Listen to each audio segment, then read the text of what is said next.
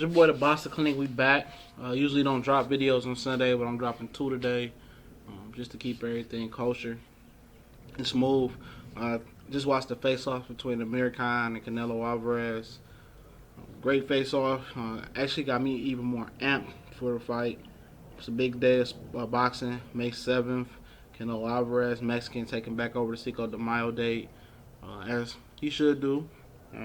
They discussed a couple things, and really what was most intriguing was Canelo saying that he never came into a fight at 180 pounds or above.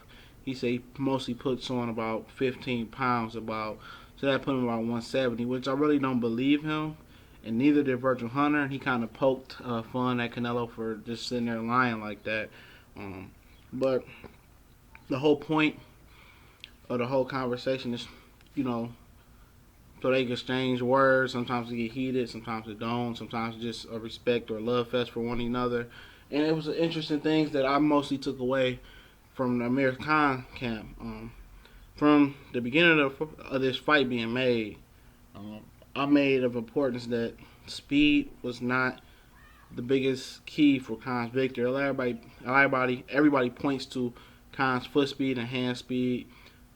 For Khan to win, it was about patience and stamina. Khan kind of whale shots when he was with Freddie Roach, and just those shots without consequences, not really thinking about anything that'll come, after, he throws shots. And once fighters really found out that if you punch with Amir Khan, you can get him, and that's how you beat him. Virgil Hunter said something very, very, very key that really got me thinking that him and Amir Khan might have a good formula to survive a little longer than I thought they would. He said he's not concerned about speed, which I've been saying. He's concerned about quickness and the quickness of Amir Khan's processing thoughts throughout the fight. And I think that is beautiful if they're thinking that way. He has to be smart.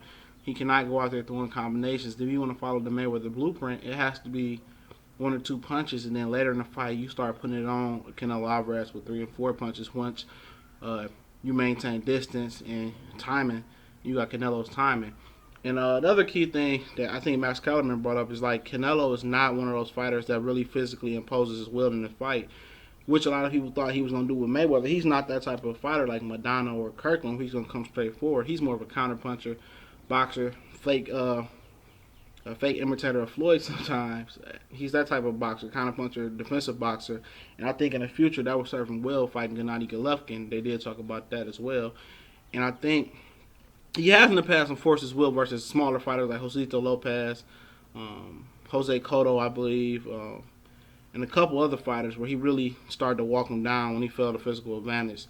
And Amir Khan cannot let that happen. Amir Khan has to use the jab and be a thinker, and then use speed third. And hopefully he can sustain stamina. With Amir Khan putting a lot of weight on, I think I seen some trainers talk about, if you put weight on, you're always going to be slow. But not really. It really shouldn't slow him down if he's that type of athlete, if he's built from that bread, that he's built from that cloth. Like Calvin Johnson, if anybody's familiar, he's like 240, 245 pounds, 30 pounds, somewhere in there. He ran a 4.35. A lot of weight, a lot of speed. A lot of guys that weigh 100 pounds lighter than him can't run that. Patrick Peterson, 220-pound cornerback, runs a 4.3, 4.2, somewhere in there. And, sometimes that extra weight really doesn't matter if you're that type of athlete. And hopefully Amir Khan is.